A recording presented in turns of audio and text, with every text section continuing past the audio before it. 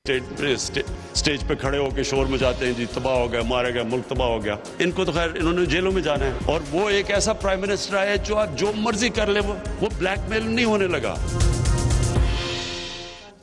अस्सलाम वालेकुम नाज़रीन, आप देख रहे हैं प्रोग्राम काशिफ अब्बासी के साथ। इमरान खान साहब ने आज तकरीर की, उस पर भी आते हैं, प्रोग्राम में गुफ्तगू करेंगे। लेकिन पार्लियामेंट जिस तरह चल रही है, पिछले 2 सेशंस में इस पार्लियामेंट में क्या कुछ हुआ, क्या अब ऑपोजिशन ने यह फैसला कर लिया कि हुकूमत को और इस पार्लियामान को नहीं चलने देंगे। आज एक मेंबर कौमी असेंबली पाकिस्तान पीपल्स पार्टी के डिप्टी स्पीकर ने उनको ये जिस आप स्क्रीन पर देख रहे हैं बाहर निकाल दिया। जरा थोड़ा सा मुकालमा क्या वो सुन लें।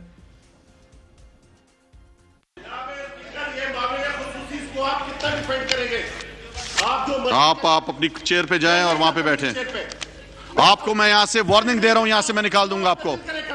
करके दिखाएं, आप आराम से बैठें। आप नहीं बैठते, इनको यहां से निकाला जाए आज के दिन, पूरा दिन। आप निकलें यहां से, आप पूरे यहां पे आ जा। नहीं आप बैठ सकते हो, आप यहां पे बैठ नहीं सकते हैं। मैं आपको एज ए स्पीकर कह रहा हूं कि आप यहां से जाएं बाहर। सर्जेंट साहब इनको बाहर लेकर जाएं, यहां से बाहर जाएं। आप यहां पे आप बहुत ज्यादा बदतमीजी करने लग गए हैं। मेरे सवाल का जवाब। आप यहां से जाएं, बाहर निकलें हाउस से बाहर जाएं। आप बाहर जाएं, आप बाहर जाएं आप। सर्जेंट साहब और फिर उनको पार्लियामेंट से बाहर निकाल दिया गया। तकरीरों में एक दूसरे को गद्दार कहने का सिलसिला भी जारी है इस पार्लियामेंट के अंदर। क्या हुआ आज, जरा ये भी देखिए। आप आज दौर के बयानी को, मोदी की सोच को फरोग दोगे। मैं लानत भेजता हूं ऐसे लोगों पे जो इंडिया के मौकफ को, नजरी को और सोच को फरोग देते हैं। जो मेरी कौमी जबान है, आर्टिकल 251 कहता है, उसकी तौहीन की गई, हम उस पर भी लानत भेजते हैं। ये बंदा, इसने कश्मीर से गद्दारी की है। मौजूदा वजीर आजम ने कश्मीरियों के खून से गद्दारी की है। तारीख में स्याह हरूफ में इसका इमरान खान का नाम लिखा जाएगा। ये कश्मीरियों का गद्दार है। एक वजीर ने पूरी अपोजिशन और पीडीएम को गद्दार का कि कौन करवा रहा है, जो हमें कहेगा उसका बाप गद्दार है। ये थी आज की कहा गया पीडीएम को गद्दार। दूसरी तरफ से लानतें भेजी गई हुकूमत को, इमरान खान को गद्दार कहने का सिलसिला भी। ये पार्लियामान इसी तरह चल रही है। 2 दिन पहले के मनाजिर भी देख लें। 2 दिन पहले स्पीकर चेयर के सामने क्या हुआ वो देखें, क्योंकि मैं सिर्फ ये दिखाना ही चाह रहा हूं कि क्या पार्लियामेंट इस हालात में चल पाएगी या नहीं चल पाएगी। सुनिए, देखिए और सुनिए क्या हुआ। बता दी गई, आप इनको बोलने देंगे? क्या ये खड़े हो सकेंगे? क्या ये उठ सकेंगे? तो फैसला कर लो। अगर हमें नहीं, ये तो वो था जहां शाह महमूद साहब अपनी पार्टी को कहने के बोलने दोगे, नहीं बोलने देंगे। दूसरी तरफ क्या हुआ स्पीकर चेयर के सामने, वो भी देखें।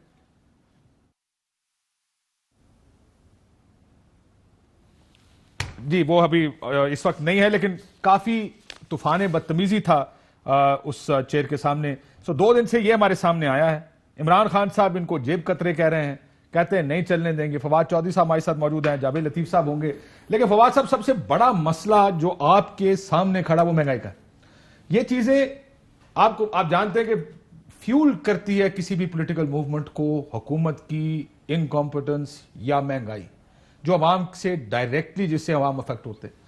आप कहते हैं हमें पता है कि ये महंगाई है।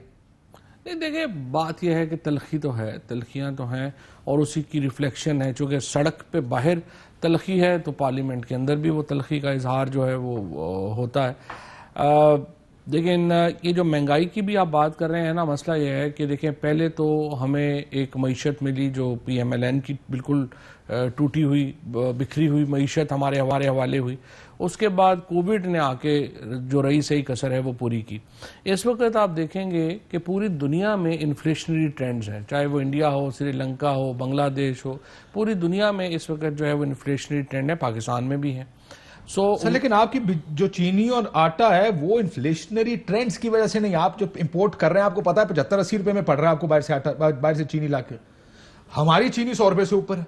ये तो मैनेजमेंट का इशू नहीं, गवर्नेंस के इश्यूज हैं। नहीं, गवर्नेंस के इश्यूज जो हैं वो भी हैं, लेकिन इसमें देखें ना और भी प्रॉब्लम, इस कॉम्प्लेक्स प्रॉब्लम है। ऐसे 2+2 इजी नहीं है जो हम टीवी पे बैठ के एक सिंगल लाइन में कह दें। मसलन अगर आप देखें वीट का मसलन प्रॉब्लम लें, वीट का क्या प्रॉब्लम है। एक तो 18वीं तरमीम के बाद आपके जो सूबे हैं उनका और सेंटर की एक बहुत इंपॉर्टेंट कोऑर्डिनेशन चाहिए। 2019 में सिंध ने एक दाना प्रोक्योर नहीं किया। अब उसके बाद जब अभी शुरू हुआ और सूबों को लिखा वफाक ने कि आप रिलीज करें, पंजाब ने रिलीज कर दिया, पंजाब में स्टेबल रही प्राइस गंदम की। सिंध ने रिलीज नहीं किया, वहां पे कीमत बहुत ऊपर चली गई। और फिर जो पंजाब में गंदम क्वालिटी ऑफ आटा देखें, जिस जो आप तो मजबूर तो अच्छा, फिर जरा उसी पहले प्राइस पूरी पे बात करना। ये बात आप जानते हैं कि उस प्राइस तो वही मजबूर कर रहे थे लेने का जो महंगा आटा था। छोटा जो सस्ता आटा था वो तो मेन आटा तो देखना ना, जो चक्की का आटा जो मेन होता है उसको उसकी प्राइस देखी जाती है ना, बाकी तो फिर हजार किस्में। फिर उसके बाद हुआ क्या है कि सिंध में चूंकि रिलीज नहीं की, सिंध में प्राइस ऊपर चली गई। सो पंजाब वाली गवर्नमेंट जो गंदम रिलीज कर रही थी वो भी सिंध जाना शुरू हो गए।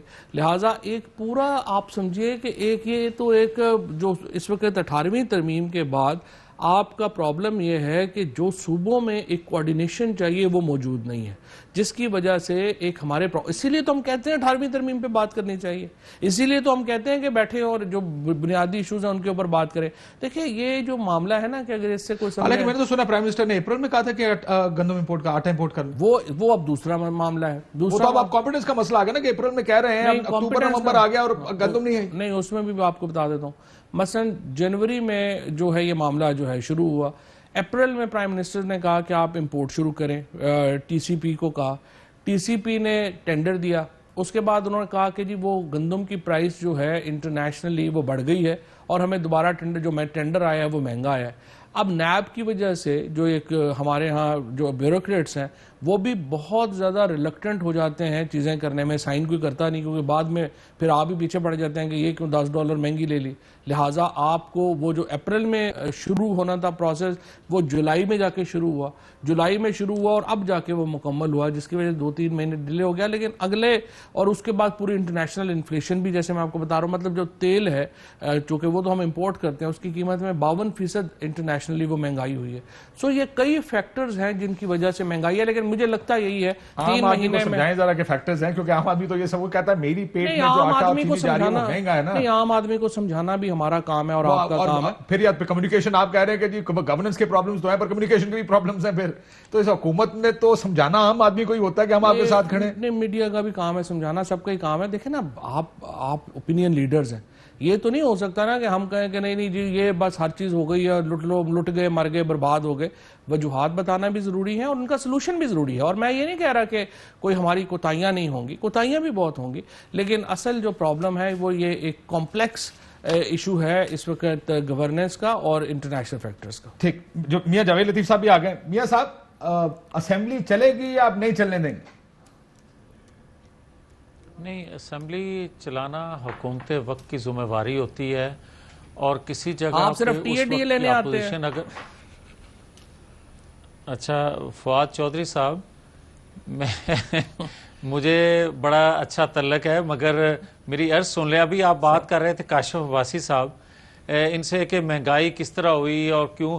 मुझे बड़ा अच्छा लगता है कि बहुत सी जगहों पे ये बात बड़ी सीधी कर देते हैं फवाद साहब। इनके क्लिप भी आप सुनवाएं, गंदम के हवाले से, चीनी के हवाले से क्या बातें करते थे, आज जो फरमान जारी कर रहे हैं वो भी मैं सुन रहा हूँ। मगर मुझे ये काशिफ अब्बासी साहब बता दे कोई कि गंदम एक्सपोर्ट जब की क्या वो दुरुस्त था, जब इंपोर्ट कर रहे हैं क्या वो दुरुस्त था। मुझे ये बताए कोई चीनी जब एक्सपोर्ट कर रहे थे, इंपोर्ट कर रहे हैं, ये चीज़ें दुरुस्त हैं। मुझे ये कोई बता दे कि सब्जी के, दाल के, गोश्त के, अद्वियात के, मैं पेट्रोल का जिक्र करूं, मैं डॉलर का जिक्र करूं, मैं किस चीज़ का जिक्र करूं जिस पे मैं ये ना रोऊं कि इनकी नालायकियों नाहलियों की वजह से सिर्फ चीनी और गंदम में 405 अरब रुपए का इन्होंने नुकसान कौम का किया। ये अदादो शुमार मैं दे रहा हूं हुकूमत वक्त के जो इन्होंने जारी किए। मैं अपने पास से रात तुझे क्लिप देख लिया, वो हर जगह ख्वाजा आसफ साहब ने भी उसको क्लिप ले लिया। भी पहले देख तो लो क्या क्या रहे, हर बंदे ने हमें ये क्लिप देख के उसके ऊपर बात उठा ली है। अच्छा, आप इस तरह के थे नहीं वो और चीज जिस तरह हो गए ये जावेद लतीफ साहब ਤੁਸੀਂ ਤੇ अच्छा जी, अच्छा ਗੱਲ सुनो, मेरे तो थले दी ਜਿਹੜੀ ਗੱਲ ਉਹ ਤੇ ਮੈਨੂੰ ਦੱਸ ਦਿਓ। चलो अच्छा आज फिर ਤੁਹਾਨੂੰ और ਗੱਲ भी दस देने जी। प्राइम मिनिस्टर ने आज वैसे जावेद लतीफ साहब को मिस हमने बड़ा किया है, इतनी लड़ाई हो रही थी, जावेद लतीफ साहब थे ही नहीं। मियां साहब मैं इस तरह मैं तो शरीफ आदमी हाँ, फवाद साहब ਤੁਹਾਡੇ ਹੁੰਦੇ ਆ ਮੈਨੂੰ ਜ਼ਰੂਰਤ ਹੈ ਸੀ नहीं तो कितने होंगे ਤੁਹਾਡੀ ਜ਼ਰੂਰਤ ਹੁੰਦੀ ਹੈ ਵੀ ਦੱਸ ਦਿਓ ਫਿਰ ਤੁਸੀਂ ਕਿਸ ਮੌਕੇ ਤੇ ਲੜਾਈ ਕਰਨਾ मैं ਚਾਹੁੰਦੇ ਹੋ तो सुलह जो नहीं सुलह मैं जो तो आदमी सुलह कौन बंदा वा मैं तो सुलह करवाने वाले जो नहीं हूं। जबरदस्त आदमी है। बिल्कुल ठीक है सर है दोस्तों आज प्राइम मिनिस्टर साहब ने तकरीर की ने कहा सारे जेब कतरे इकट्ठे हो गए अब आप आ जाएं कि मैं ये कहना नहीं चाहता था लेकिन काशिफ अब्बासी साहब एक बंदा उन लोगों को जेब कतरा कह रहा है जिनका अपना कोई बिजनेस है और मसूफ जो कह रहे हैं उन्होंने सारी जिंदगी कोई काम नहीं किया, वेले हैं मगर लग्जरी लाइफ गुजार रहे हैं लोगों की जेबों में हाथ डाल के। खुदा का खौफ करें, वो बात बंदा करे। आप काशिफ अब्बासी मुझे कहे ना कि तुम जेब कतरे हो तो मुझे बात समझ आएगी कि काशिफ अब्बासी तो महाना पैसा कमाता है और मैं वेला बंदा हूं। लेकिन मैं अगर काशिफ अब्बासी को कहना शुरू कर दूं कि आप जेब कतरे हो, ये बात समझ से बाहर है। ये आज प्राइम मिनिस्टर कह रहे हैं और ये लेवल है किसी प्राइम मिनिस्टर का इस तरह की गुफ्तगू करे। मैं जरा दोबारा सुना देता हूं प्राइम मिनिस्टर साहब ने क्या कहा जरा, क्योंकि याद दिलाने के लिए, क्योंकि आज प्राइम मिनिस्टर साहब जब आ रहे हैं अब जरा, क्योंकि पॉलिटिकल टेम्परेचर इतना ज्यादा है, क्या गुफ्तगू प्राइम मिनिस्टर साहब ने जरा सुनी। सारे जेब कुतरे एक ही स्टेज पे खड़े होकर शोर मचाते हैं जी तबाह हो गया, मारा गया, मुल्क तबाह हो गया। इनको तो खैर इन्होंने जेलों में जाना है और वो एक ऐसा प्राइम मिनिस्टर है जो आप जो मर्जी कर ले वो हाँ जी, ये जो जावेद लतीफ साहब ने कहा ना कि ये तो सारे जो है वो बिजनेसमैन है, तो वो मुझे याद आ गया कि वो था ना जो गॉड फादर के जो सारे बिजनेसमैन हैं, तो उसमें वो आपको पता है बड़ी मशहूर फिल्म है, और वो सारे जो है वो ड्रग्स बेच रहे होते हैं, कोई चोरियां कर रहा होता है सारे, और वो सारे एक दूसरे को इतनी इज्जत करते हैं कि आप तो बहुत बड़े बिजनेसमैन हैं दुनिया के, वो ये एक दूसरे। तो जावेद लतीफ साहब भी इन सब की इतनी इज्जत करते हैं कि जिस तरह से इनके असल बिजनेसेस का पता ही नहीं है। बात यह है कि जावेद लतीफ साहब को वैसे तो खैर मेरे भाई हैं और मुझे जाहिर है कि एहतराम भी मलूज़ दोनों पूरा भी कर लेते हो नाल नाल। नहीं मेरा हमारी भी जानते हो, नहीं मेरा मैं बात दूसरा मैं सिर्फ ये कहना चाहता हूँ कि ये जो अपना है ना नवाज शरीफ साहब हो गए, ये देखिए 2011 का क्लिप चलाए पीएम का, ये तो भी आपने भी क्या चलाया ना कि ये सारे इकट्ठे हो जाएंगे जब एहतसाब होगा। 2011 में भी आपने चलाया हुआ भी है, नसीम जहरा बीवी के साथ उन्होंने प्रोग्राम किया, उन्होंने कहा जब एहतसाब होगा ना ये सारे इकट्ठे हो जाएंगे, और ये सारे इकट्ठे हो गए। बुनियादी तौर के ऊपर देखें मसला ये है इस वक्त पाकिस्तान का जो अच्छा लड़ाई क्या है, चले ये बता दें, मैं दोनों से पूछता हूं इस वक्त बुनियादी लड़ाई वो कहते हैं कॉन्स्टिट्यूशनलिज्म की है, आइन की है, आइन की अमलदारी की है। पीएमएलएन का क्या ताल्लुक है मुझे आप बताइए। पीएमएलएन को कॉन्स्टिट्यूशनलिज्म की पैदावार है, पीएमएलएन जो है वो तो मार्शल लॉ की पैदावार है। पीएमएलएन का कोई ताल्लुक नहीं है आइन से, कानून से, कोई पार्लियामेंट्री सुप्रीमेसी से। उनका ताल्लुक सिर्फ उन 8 केसेस से है जो उनके ऊपर बने हुए हैं।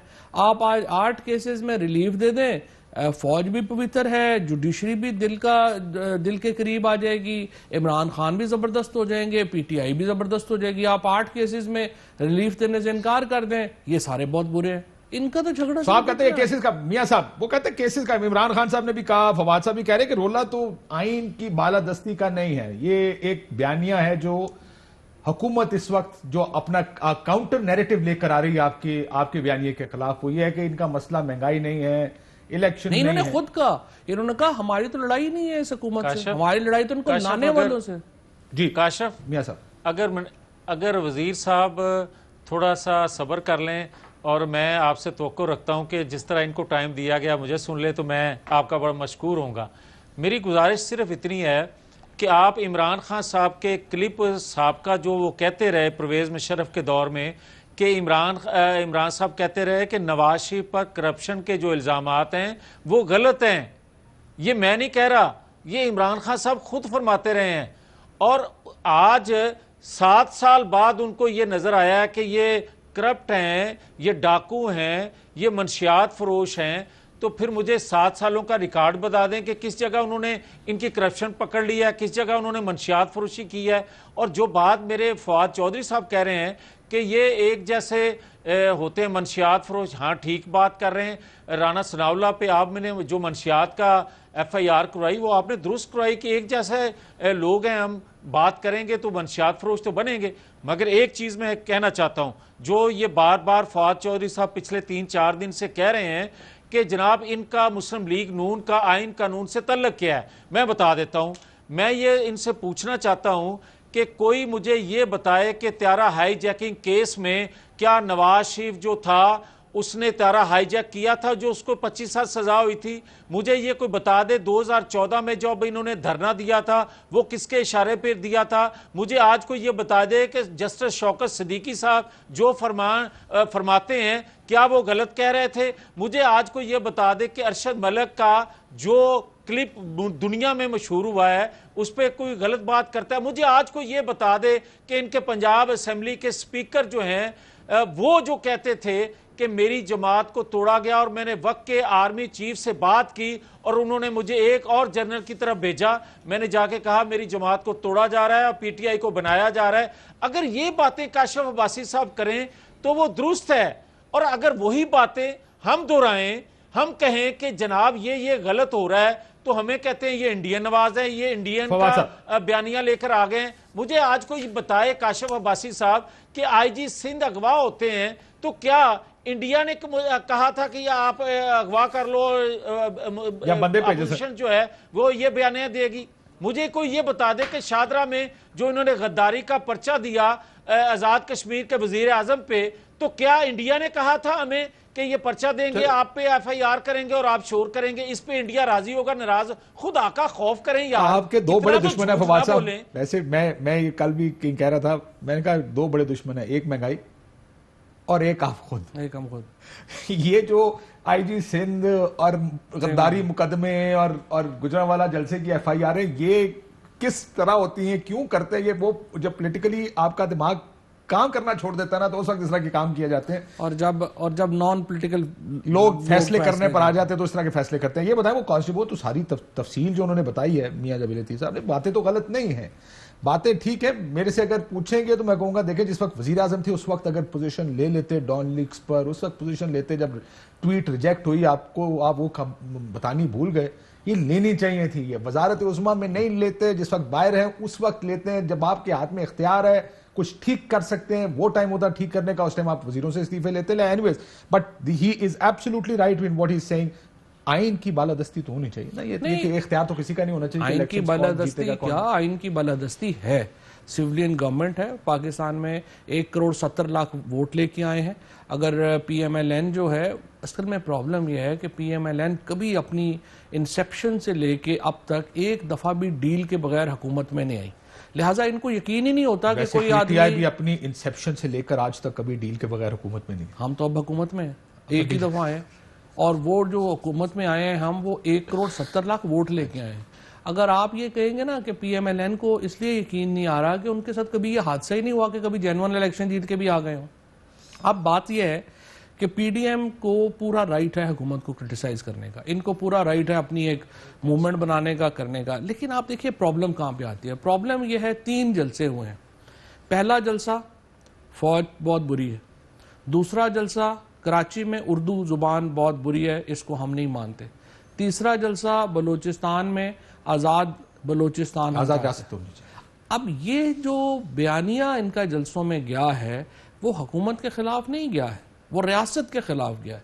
कोई भी जो रियासत है, कोई भी जो हुकूमत है, वो लिमिटेशंस मुकर्रर करती है अपने कानून के अंदर रहने की।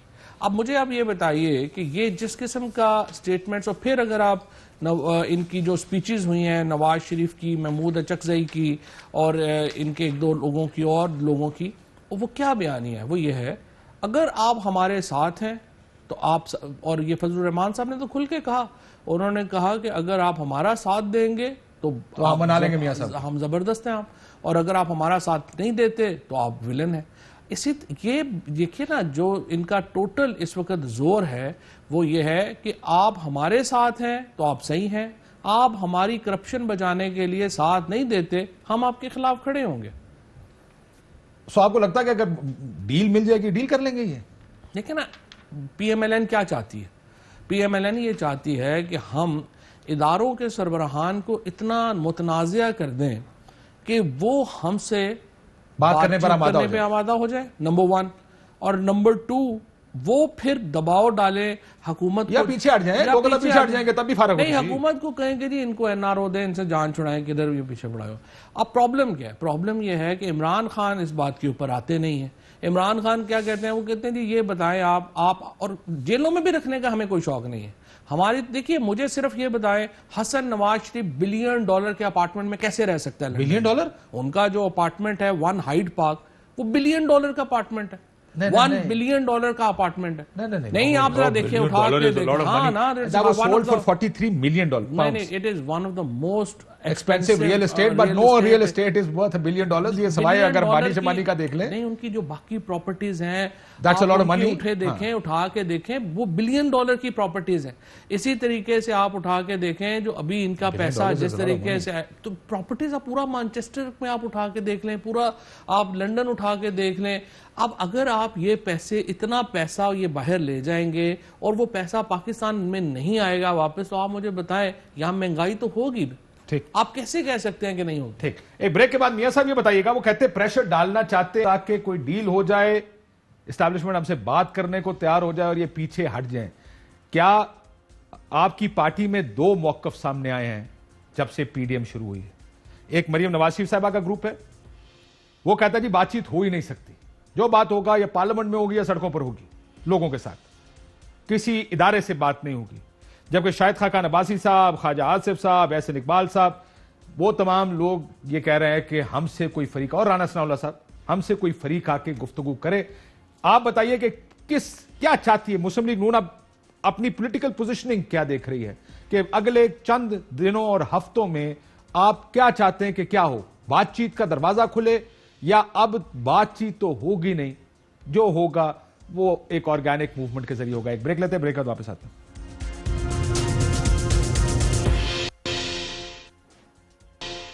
वेलकम बैक नाज़रीन। मियां साहब, फवाद साहब का ये कहना है कि आप प्रेशर डाल रहे हैं ताकि दरवाजा खुले, बातचीत शुरू हो, कोई डील हो जिसके तहत या केसेस खत्म हो या वापसी का रास्ता निकले, फेयर इलेक्शन मिल जाए, अगला इलेक्शन जीत जाए।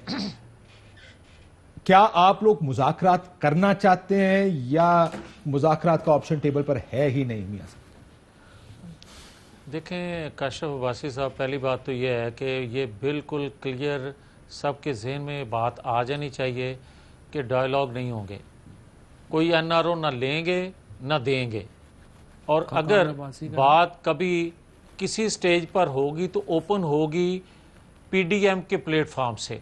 अच्छा, मैं आपको एक बात होगी, क्योंकि ये मैंने जैसे पहले कहा कि 2 कैंप्स लग रहे हैं मियां साहब आपकी पार्टी में। जरा सुन लीजिए कि जो सीनियर तरीन रहनुमा है आपकी पार्टी के, फेसेस हैं, पार्लिमानी लीडर्स, साबिक वज़ीर आज़म हैं, वो क्या कह रहे हैं मुज़ाकरात के बारे में, वो जरा सुन लीजिए, चलाइए। डायलॉग से मामला तय होता है। किससे डायलॉग? हुकूमत से डायलॉग तो बेसूद है। पॉलिटिकल पार्टी से राब्ता हो सकता है एस्टेब्लिशमेंट का। अब जो बात होगी वो अवाम के सामने करनी पड़ेगी, बात तशहीर करके करनी पड़ेगी कि हमने आज बात होगी, क्योंकि वो एतमाद की फजा खत्म हो गई है। हमने 2.5 साल जो है इस कोशिश में इनसे बड़ी गालियां खाई हैं। अब हम जो है वो तीसरे फरीक से ही ये मुतालबा है हमारा कि वो स्टेप इन करें, ये जो जाली और सिलेक्टेड जो निजाम कायम किया गया है इसको खत्म किया जाए। राणा साहब, तीसरा फरीक कौन है? एस्टेब्लिशमेंट तीसरा फरीक है। कहीं भी अगर कोई वायबल प्रपोजल आया, हमारी डिमांड जो है वो जो 2018 में जो कुछ हुआ है वो अनडू होना चाहिए। मेरा ख्याल है कि किसी ना किसी स्टेज में अगले 3-4 महीने में कोई रास्ते जरूर निकलेंगे। आपने कहा दरवाजा अगर खुल गया 3-4 महीने में तो डायलॉग फिर शुरू हो जाएगा, खुलेगा। जी, और शायद यही बात एहसन इकबाल साहब ने भी एक प्रोग्राम में, टीवी प्रोग्राम में फरमाई थी। सो मियां साहब, सारे कह रहे हैं कि डायलॉग होना चाहिए, आप कह रहे हैं डायलॉग ही नहीं होगा। नहीं, अभी आपने जो बात मुझे सुनवाई है ना, उसमें आप ये बात शायद आपके जहन से निकल रही है कि बात 2 चीज़ों पे होगी, एक तो नए इंतखाबात और दूसरा आइन कानून की बालादस्ती।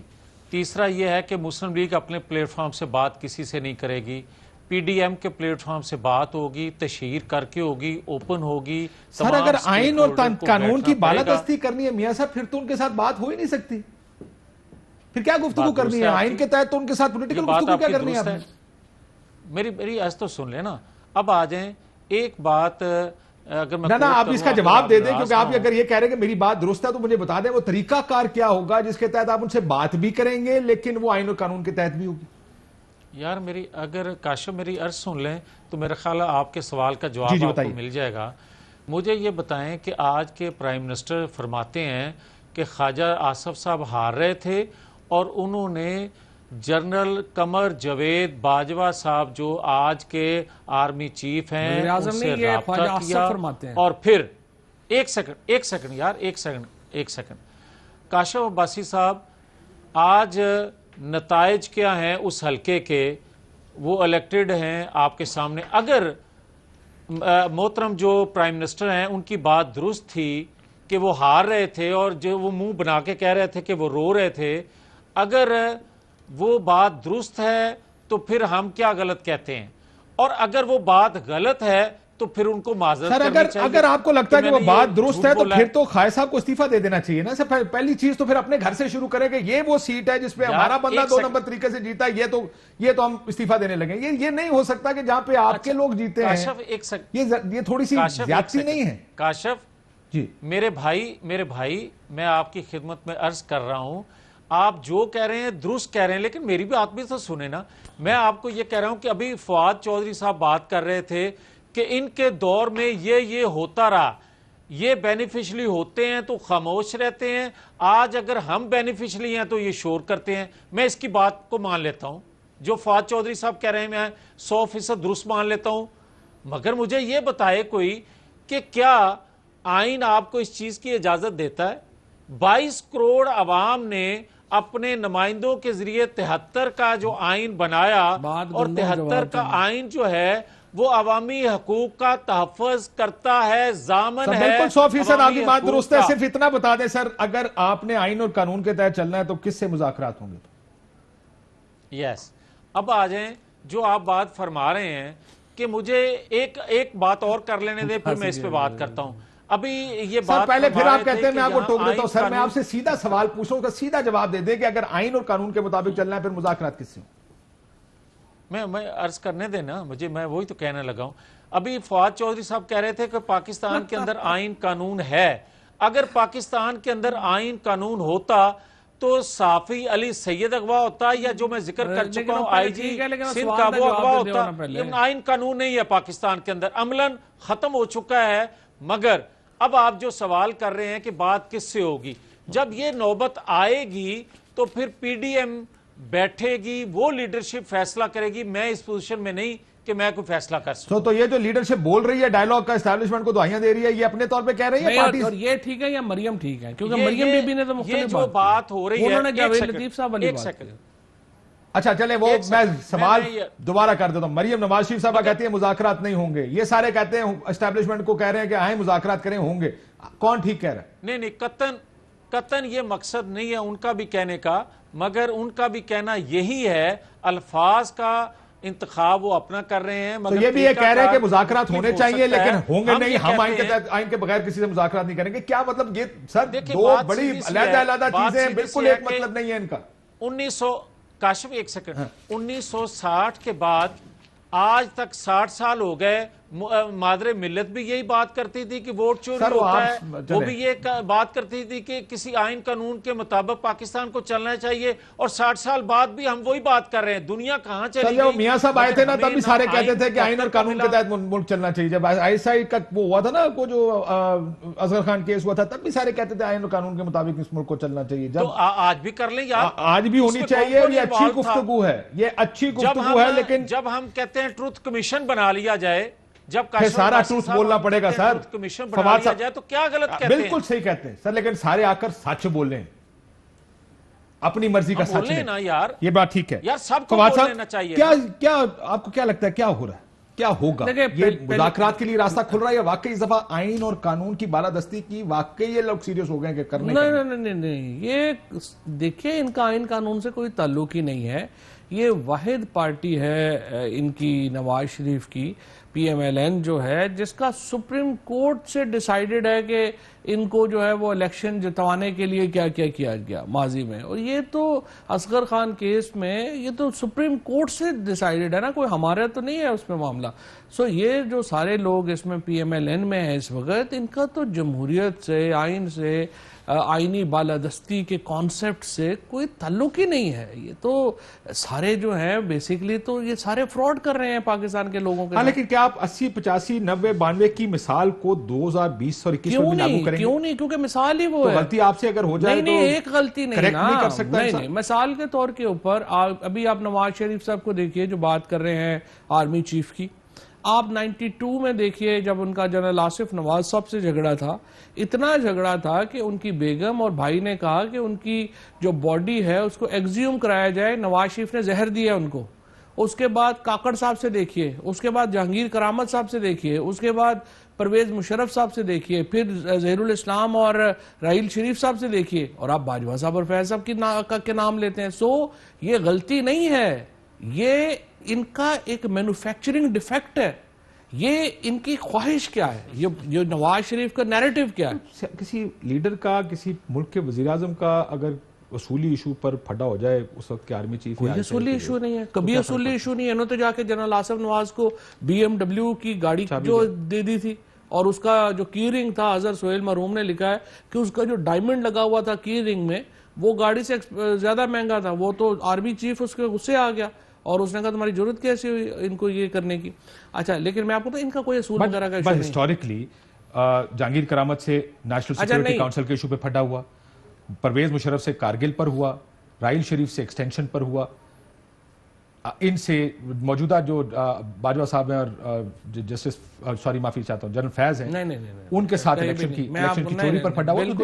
वो अगर आप उनसे पूछेंगे they will always have a justification for why this fight. No, किसी से इस तरह का कोई असूली का झगड़ा नहीं था। सबसे जो बुनियादी झगड़ा था और अभी भी जो झगड़ा हुआ है, वो झगड़ा क्या हुआ है कि आपने पैनामा कमीशन में जब आपने ब्रिगेडियर्स जो डाले थे, उन्होंने हमें प्रोटेक्ट क्यों नहीं किया? झगड़ा तो सिर्फ ये हुआ। और उसके बाद इन्होंने जिस तरीके से जो कैंपेन की या सारा जो कुछ किया, अभी भी मैं आपसे ये कह रहा हूं, ये जो अभी आपने जो सारी क्योंकि खिलाई मखलूक तो इलेक्शन से पहले शुरू हो गया था काम, दैट टाइम प्रोबेबली उस टाइम। हाँ नहीं, लेकिन अभी जो आपने सारे क्लिप्स चलाए हैं ना, ये क्लिप्स सारे क्या कह रहे हैं? आए हमारे साथ बैठे बात करें। और हमें और ख्वाजा आसिफ का अगर आप देखें तो उन्होंने तो खुल के ही कह दिया है कि अगर आप पोस्ट पोजीशन हमें दे दें तो हम ठीक ठाक हैं। सो आइन कानून वगैरह का कोई इनका प्रॉब्लम नहीं है। इनका प्रॉब्लम यह है कि हमसे बातचीत कैसे करें। वो बातचीत मैं तो ये कह रहा हूँ, देखिए बातचीत जो है, जो आपने जो बात कही है, आइए आप हमारे साथ बैठिए। अगर आपने इलेक्टोरल रिफॉर्म्स का मसला है, हमने बिल पेश किया है, आप हमारे साथ बैठे बताएं उसमें हमने इलेक्शन को शफाफ बनाना है। क्या मानते नहीं तो बैठ गए कि मैं तुहाडे खिलाफ से निकले सड़का ते तुहाडे नाल ही आगे बैठ जाएंगे। देखिए ना, अगर हमें नहीं मानते हैं, इट इज लाइक 2014 के धरने में ये कह रहे थे कि आए आप हमारे पास पार्लियामेंट में। मैं अगर आप कहें तो मैं वो भी सुना देता हूं आपको। असेंबली के फ्लोर पे एक ही तकरीर होती थी, आए पार्लियामेंट में हमारे से बात करें, तो तुमसे क्यों बात करूं? सही बात है। तो अब वो आपसे कैसे बात कर सकते हैं? बिल्कुल। देखिए, अगर हमारा उसमें और इसमें ये फर्क है ना, हम तो कह रहे हैं कि आपको हक हासिल है गवर्नमेंट को क्रिटिसाइज करने का, आप पॉलिसीज के ऊपर क्रिटिसाइज करेंगे, बात करेंगे। देखिए, गवर्नमेंट जो है उस वक्त भी उस गवर्नमेंट ने जो है वो 5 साल तो पूरे किए थे। इस गवर्नमेंट ने भी वो तो खैर आउटकम है, 5 साल पूरे। इनसे हमें जलसे जुलूसों से हुकूमतों को फर्क नहीं पड़ता। ये तो सच्ची बात यह है कि जिस किस्म की अभी तक इस हुकूमत में ਤੁਸੀਂ ਜਿਹੜੀ अगर भांडे मारने छाड़ दियो तो शायद इतनी मुश्किल ना हो। वो ताड़े पांडे ज्यादा ताड़े नहीं। और थोड़ा सा हमने वो अपना वो हुकूमत वाला कोई रखा भी नहीं हुआ रवैया इनसे, वरना तो ये इतने जोगे नहीं है ना। ठीक, मियां साहब किन्ने जो ब्रेक तो बाद दस देना, एक ब्रेक लेते नाज़रीन, ब्रेक बाद आपके साथ। वेलकम बैक नाज़रीन। मियां साहब, वो एनए जो है या नहीं है तो फैसला कर लेंगे। ए दस दो जरा ब्रीफ बता दीजिएगा कि हुकूमत गिराने का कोई ज़हन में फॉर्मूला है कि कैसे गिरेगी? देखें अपना काशफ अब्बासी साहब, ये बात दुरुस्त है कि जलसों जुलूसों से कभी हुकूमतें नहीं गिरा करती, मगर जब 22 करोड़ आवाम कॉल दे दे, वो निकल आए कोई रोटी अपनी के लिए, बेरोजगारी के लिए, जो पाकिस्तान की तबाही हो रही है, तो फिर हुकूमतें ठहरा भी नहीं करती। अब आप ये देखें कि जो आप 3 जलसों में देख चुके हैं, ये पॉलिटिकल वर्कर खाली नहीं था, ये आम वैसे लोग मैं एक बात थे बताएं, जो धरने के दौरान इमरान खान के जलसे भी ऐसे ही थे। आपको याद होगा, उन्हें इधर भी किया, उसने मीनार पाकिस्तान, कराची, कासिम बाग, मुल्तान। आपने तो रिजाइन नहीं किया। अच्छे जलसों से क्या हुकूमतें गिर जाती है? फिर वही बात कर रहे हैं आपके जलसों से हुकूमतें नहीं गिरती है, लेकिन जलसों से हुकूमत गिर जानी चाहिए। वो तो कॉन्ट्रडिक्शन ही है ना आपस में। नहीं 10 सेकंड में जवाब दे दे, मैं फवाद साहब से जवाब ले लूं उसका। एक तो फवाद जो बात कर रहे हैं ना कि एनए जोगे नहीं, इन्होंने DGFIA का तो आपके पास है, वो क्लिप भी है बशीर मेमन साहब का कि किस तरह के इमरान खान साहब सोच रखते हैं इंतकाम के हवाले से। मगर मैं ये जरूर कह दूं कि अगले दिनों में आपको ताजे सड़कों पे नजर आएंगे, सारे सड़कों पे आ जाएंगे। फवाद साहब ये प्रेशर बढ़ा रहे हैं, पूरा Pakistan ideally what is opposition, जिंदगी से वो इतना प्रेशर बढ़ाने की कोशिश करेंगे कि कुछ बदले। नहीं, ये इतना प्रेशर बढ़ाने की कोशिश करेंगे कि कोई सोचने पे मजबूर हो जाए कि हम चला हमारी शुरू हो जाए, वो उसमें वो आ जाए। दूसरी तरफ देखें, ये तो फिर ठीक है, प्रेशर की बात है। ये Who takes that pressure, ये बात उस पे आ जाएगी। Who blinks first? आपको क्या लगता है कि क्या आप इतने सेफ हैं? क्योंकि मियां साहब का एक बड़ा एडवांटेज था धरने के दौरान, बड़ा एडवांटेज ये था उनकी न्यूमेरिकल स्ट्रेंथ बहुत तगड़ी थी। आप न्यूमेरिकली कमजोर। न्यूमेरिकल स्ट्रेंथ का भी इतना इशू नहीं है। बेसिकली देखें, इशू ये है कि जो आपने आगे बातें की हैं, असल में इशू ये है कि हम अपनी परफॉर्मेंस को, अपनी जो गवर्नमेंट है उसको, हमें इनसे कोई खतरा नहीं है। ये तो देखें डिस्क्रेडिटेड लोग हैं। मुझे बताइए ना, अगर इमरान खान का जो क्रिटिक भी है, जो हुकूमत से मुतमईन नहीं भी है, क्या वो समझता है कि पाकिस्तान को बिलावल या मरियम के हवाले कर देना चाहिए, फजलुर रहमान के हवाले कर देना चाहिए, या नवाज शरीफ के हवाले कर देना चाहिए जो 4 दफा? कोई पाकिस्तान में इसका हामी नहीं है। लिहाजा अगर जो भी प्रॉब्लम, जो भी मसले हैं वो भी हमारे अपने हैं, जो सोल्यूशन है वो भी हमारे पास है। इनका कोई नहीं, इनकी कोई स्टैंडिंग नहीं है। ये तो सिर्फ हमारी गलतियों की वजह से ये पहलवान बने हुए हैं। हमारी बात दुरुस्त है, मैं बताऊं, ये सिर्फ हमारी गलतियों की वजह से। आप लोग कह रहे ना कि 2 मसाइल, महंगाई और अपना आप। अगर अपने आप को ठीक कर लेना और महंगाई को ठीक कर लेना, तो यकीन माने ऑपोजिशन के हाथ से आप बहुत सारे ऑपोजिशन है ही कोई नहीं है। Every opposition in this country in the past, जैसे इमरान खान की ऑपोजिशन थी ना, वो एक नई होप थी। इमरान खान, लेकिन हुकूमत ने उस वक्त की ऑपोजिशन को ऐसा कुछ नहीं दिया कि जिसको लेकर इमरान खान हुकूमत को कमजोर उस तरह कर सकता है, unless Panama came out. Real issue देंगे तो फिर आपके लिए मसाइल हैं। नहीं, उनकी बहुत ही गंदी हुकूमत थी, लेकिन इमरान खान की हुकूमत तो एक होप का था ना। सो देखिए, इमरान खान अपनी स्ट्रेंथ के ऊपर अपोजिशन कर रहे थे, ये हुकूमत की कमजोरियों पे अपोजिशन कर रहे थे। मुझे प्रोग्राम क्लोज करना है। शुक्रिया तमाम मेहमानों का, इजाजत दीजिए, अल्लाह हाफिज।